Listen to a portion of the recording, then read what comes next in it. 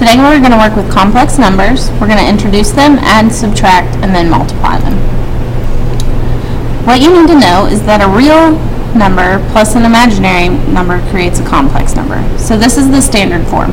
A is the real number, and we add bi, which is the imaginary part, and this creates a complex number. So 5 plus 2i is a complex number because 5 is the real part, 2i is the imaginary part. Together they create a complex part. You can also have a negative number, 8 minus 6i, and also b could just be 1 or even negative 1. So 4 plus I is also complex. What b cannot be is 0, because if you had a plus 0i, you would actually have a plus 0, which gives you a, and then you just have a real number. So we're going to add, subtract, and multiply them. If you're adding, subtracting, or multiplying complex numbers, you just treat the I term just like any other variable. You just need to remember that I squared, I cubed, and I to the fourth can be simplified. Let's review the characteristics of I. Since I is equal to the square root of negative 1, then I squared is the square root of negative 1 times the square root of negative 1, which equals negative 1. I cubed is negative 1 times the square root of negative 1 times the square root of negative 1 times the square root of negative 1, which is equal to the negative 1 times I, or just negative I.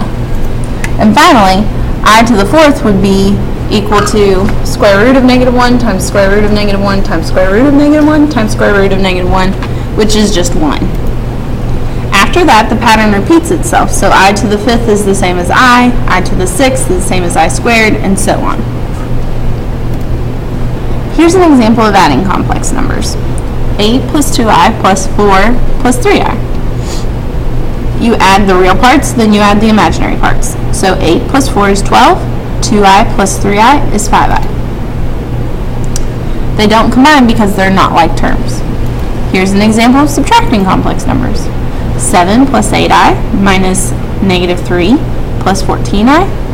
Again, you're going to subtract the real numbers, 7 minus a negative 3, which creates an addition problem, 7 plus 3, which is 10, and 8i minus 14i, which is negative 6i.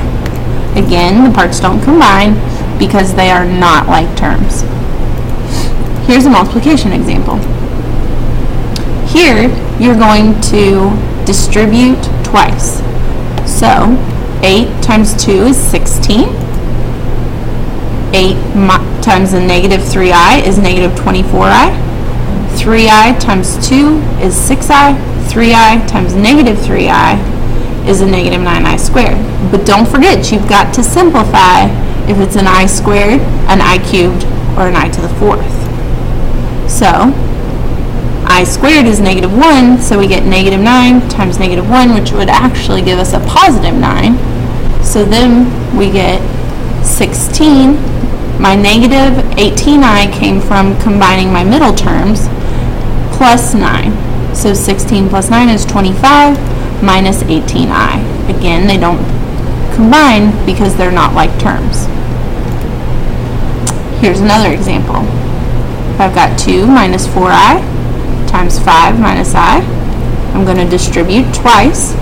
2 times 5 is 10. 2 times negative I is negative 2i. Negative 4i times 5 is negative 20i. And negative 4 times negative I is a positive 4i squared. The I squared simplifies and you get 4 times negative 1, which makes that a negative 4. When I simplify my middle terms, I get a negative 22i.